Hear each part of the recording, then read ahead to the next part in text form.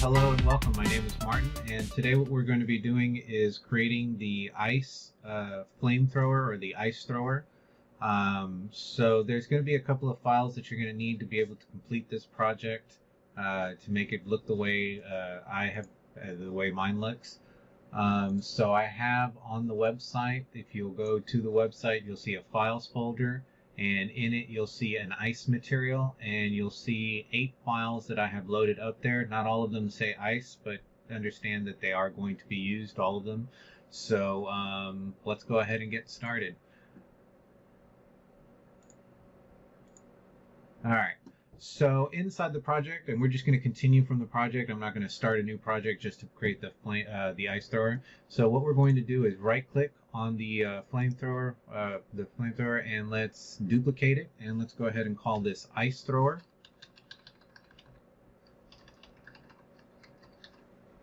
Oops. Okay, so ice thrower. Once we've got the ice thrower, the other thing obviously that you need to do is you need to go ahead and create a folder here and import those 8 pieces in. So what I did was I created a folder and I just clicked and dragged them into the folder, and that allowed me to be able to get them. The other thing you could also theoretically do is go to where, once you've downloaded them. Is that the other one? Oh, they're on top of each other, that's why. So you could literally grab the files and drag them directly into the folder that you need. So for us that would be, or in my case, it would be, I threw it into the contents folder. Then under first person BP, under the folder that I have, flamethrower, I created a one called ice, and then I dropped all of them in there. Okay. So that would be the easiest way. Once you've done this and you go back into your project, you will see that folder. There's content, first person BP, flamethrower, and there's the ice folder. And inside the ice folder, I have all the materials that I'm going to need to be able to create this for us. Okay. So with that said, we'll go back to where the flamethrower is. We'll go back to the ice thrower, and we'll go ahead and we'll open it up. So there's obviously a couple of things that we're going to need to change here. The first thing is, let's go into required, and instead of it being the flame material, what we're going to need to do is find the ice material. Now, mine may already be built. If not, I'll show you how to build yours, because when we bring in this ice material, it's not going to look the way we think it's going to look. So the one that we need to stick in there is mground_ice instance. And we're going to grab that and drag it in. Now, in my case, mine has already been rebuilt. So what you will have to do, if you look at this and it looks blank because yours isn't rebuilt, is double click on it. And the first thing that you're going to need to do is add the materials. Now, for y'all, you're only going to see the general. You're going to have to actually add the parameter group in. So to do that, you can click up here, and you can go underneath parameter group, and there I believe it's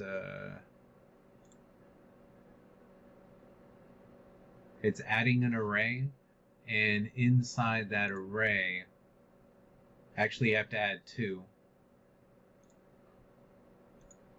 Okay, and in the top one you're gonna drag in the ice base color, and in the bottom one you're going to add in the T sand normal, right? So you'll click over, where is it? There, you'll click on the folder. Or the other thing you could do with this as well is, if you have them here, you can just literally click and drag them in. Or if you have them selected, like let's say this one down here is the sand normal. So I'll grab the T sand, where is it? T sand normal, and with it selected, I can then hit this button right here, and that will actually find where it is on your computer and drag it and drop it into this location. So that's how you're going to be able to get those 2 items that are up here underneath the parametric groups. And then for this one, so both of those are going to come in fully there. The other thing you'll have to do is you'll double click on the mground, and it'll have stuff missing. So inside, there they are. So inside the top one, underneath diffuse, you'll have to add the T-sand color base. So in the diffuse, in this one right here, it'll be the T-sand color base. In the one that is the normal, you're going to plug in, it's the T-sand normal that's going to go in there. So that's what's going to go in this one. It looks a little bit different, but you see when I click on it, it says T-sand normal. And then the last one that you need to bring in is the textured sample, and that is going to be the T-sand emissive. So again, you can select this, come over here to this button, click on that, and then it'll add that in. So if I was to like do this, you'll see that it's changed it. So I'm going to put it back so that mine looks correct. Okay. So once you've done that, you've rebuilt the elements that you need to be able to see this kind of like little blue sphere that we're going to be working with. So your sphere should end up looking something like this when everything is said and done, when you have the T base up there, the T normal here, nothing underneath physics, and in the parent you've added the M ground, and that you've also gone back and added the elements that need to be inside of T ground. So with all that done, we can go ahead and hit save, apply, and I need to hit apply because I made a change to it. Okay, we'll hit save, and I guess we'll just sit here and run out the clock on the compiling shaders. There's our blue square, or I'm sorry, our blue sphere. And once we have that, we can now add it to this. So you'll come in here and you'll see the M ground ice instance, and you'll see that it ends up looking like this with the little blue sphere in it. So with that selected, you'll click the box here, and that will then finally add it in. Okay, so again, remember that this all happened underneath required. Now, in the last system, what we did was we actually had a linear 8x8 because we had a scale UV or a sub UV that we were using there. This happens to be 1x1, so if we don't do 1x1, we're not going to get a very nice looking image. So now we have this back to 1x1, and don't worry about the color. There's actually stuff that we're going to do to that, but we're going to work our way down. So right now, this is what it should look like. You should have the M ground ice instance there, and you'll have scrolled down to the sub UV, left it linear, but switch this back to 1x1. Okay, over lifetime, let me just look at my notes and make sure. Over lifetime, we're not doing any changes, so this can be left the way it is. We're going to go to potential size, and we did not make any changes there. Let's look at initial velocity. Now, most of this is just how the system works, so I can't imagine that I'd made too many changes there. Now, definitely underneath color overlay, we're going to actually, we're actually going to get rid of all the arrays. We actually do not want this thing creating any arrays. So I'm actually going to come here. So again, remember that we're in color over life. And we are coming down here to where it says color over life, distribution, consistent curve. And let me pull that out so you can actually see the words. Right? So consistent curve, and I'm going underneath points, and I'm going to delete all of them. Okay? So now that's got, we've gotten some of the blue color back. What we're seeing there, the rest of that is actually coming from the other emitter where we'll go quickly and change the color. But if I turn that emitter off, you can see that we now have a nice blue field that's coming off of the image that we've created. All right, so rotation, I don't believe we made any changes to rotation. We'll see if consistent acceleration, nope, no changes there. I can imagine that we didn't do any changes in the index masks, but let's check.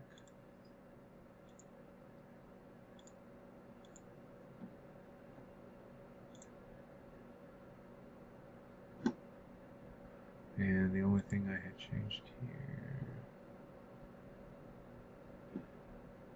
Okay, so in the sub-index mask, let's see, we did make one change.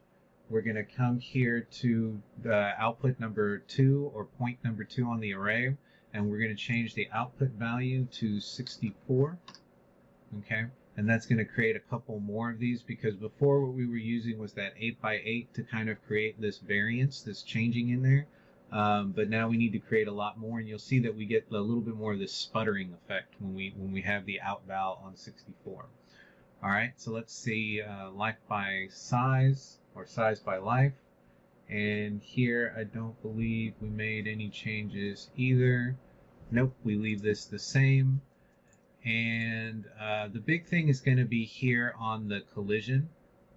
So what we have going on with the fire, remember that if we moved it over an object and it would split the fire off, right? So then that way it would look like the fire was actually colliding with the object. And we would assume that the snow would do the same thing, that when the snow hits whatever our object is, that's going to make it kind of like flutter off. And that's what we want. But we're going to actually have to do something to get this. So underneath collision, we are going to scroll down, and we need to make, let's see, that one's correct.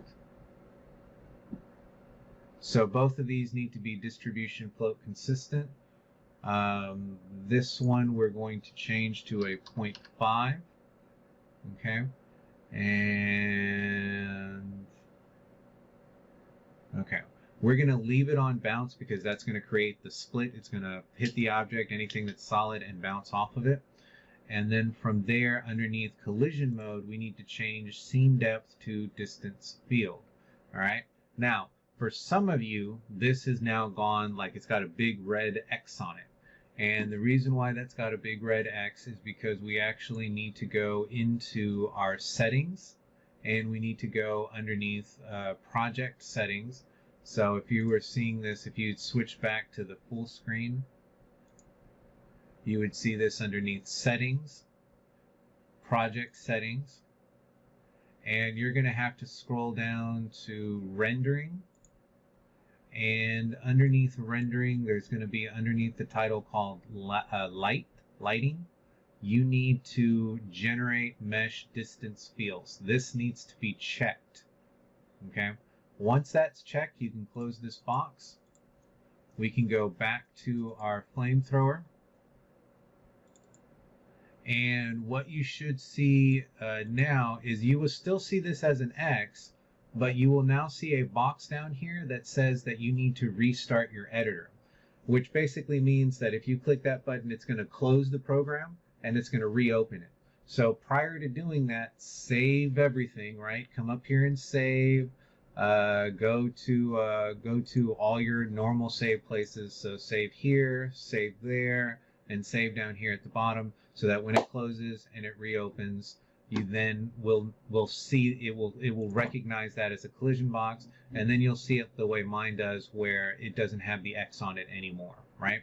And with this, we now get kind of this cool little, it almost kind of looks like it's sputtering there in space. So you can see the shape that we created in the material for the M ground, but it's kind of just like sputtering off. So with that there, the next thing that we need to do is come over here to the second emitter, the one that's generating the light, remember? And we need to go into color over life. And here what we'll do is, obviously we don't want this red color. We want something that's going to be more blue.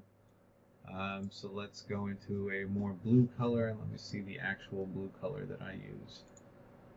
So what I have mine at is 610 by 793 by 7000, and so that gives me this kind of nice bluish hue, and you'll see that that whole red is gone now because we're not using any red in our color, so we're not seeing any of the red coming through. And let's see if we made any other changes. Oh, the other thing we'll need to do is that this still has the 4 values. We actually don't need, let me go ahead and do that again. So I'm going to get rid of all of those, and I'm going to set up 3. I'm going to go 1, 2, 3. Oh, and I take that back. I only need 2. Let's go 1, 2. The first one, we will leave it at 0, and let's put that color value back in. I think it was 610 4780, 4790, and I think the bottom number was, crap, can't remember, 7,000. So the bottom number is 7,000.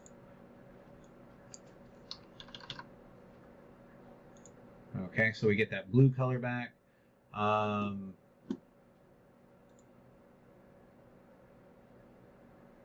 And the number 1 needs to be totally white. So click on the number 1, open up the value. Let's make this a 1. And then underneath here, what we'll do is 1, 1, 1. So we get a white color. And that's going to be our color over life. And let's go into the light. And let's make sure that we have the light settings correct.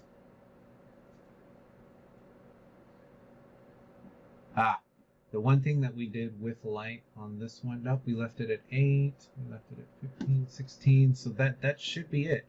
We should now have our emitter creating something that, see that little sputtering kind of effect right there. Let's grab, well, let's hit save. And let's grab one of these and put it out on the floor. And you see we get this kind of nice ice kind of effect. So you get kind of like over here it was all light, and the blacks that were in there were kind of like it being not as intense, whereas over here the blacks that are coming through are showing up sort of more or less like chunks of ice, I guess is what it feels like.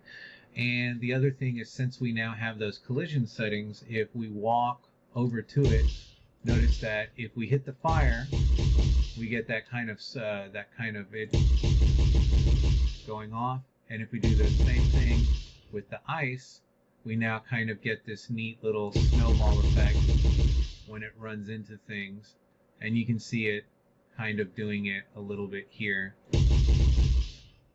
as it runs into that object. Okay, so there we go. So now we have the flamethrower, we have the ice thrower. You have the materials available online to be able to recreate that. Just watch the video and make sure that you follow all the steps and that everything's there. Again, make sure to go into settings and change the rendering option to the render mesh, render distance mesh, distance field mesh. And with that, you will then get the same type of ice thrower effect. That looks very similar and acts just like our flamethrower. All right, so in the next video, what we'll do is we'll go ahead and attach these to the first-person character on the gun, and we'll go ahead and program in the middle button to shoot the flame and the right button to shoot off our ice. Okay, you guys have a great day. Bye-bye.